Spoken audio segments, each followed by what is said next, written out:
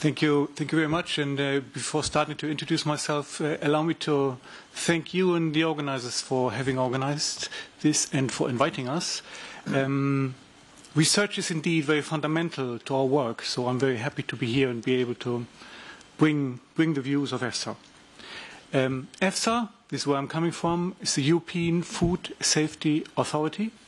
We are located in Parma, in Italy, and we are in fact a EU agency.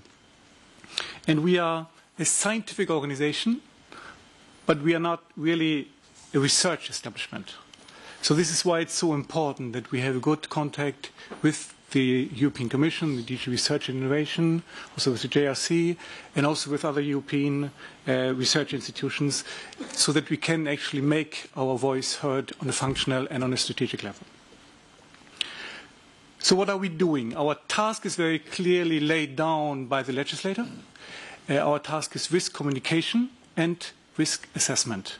I don't want to go further in the detail on risk communication. Let me focus on risk assessment.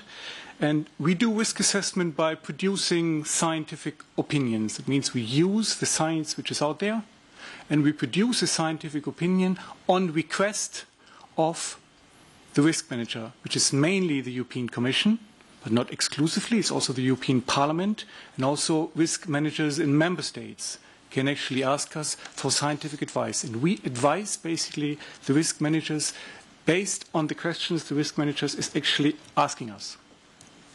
Our remit is food and feed safety, but also nutrition, as was mentioned in the area of health claims, animal and plant health, and also animal welfare. So by doing this work, really, we rely heavily on good methodology, on up-to-date methodologies, and also on comprehensive and high-quality data sets. But on the other side, and we come to this probably later, we are also in a position that we can identify where are really gaps in methodologies or in data, because we look very thoroughly at the scientific literature on a particular question.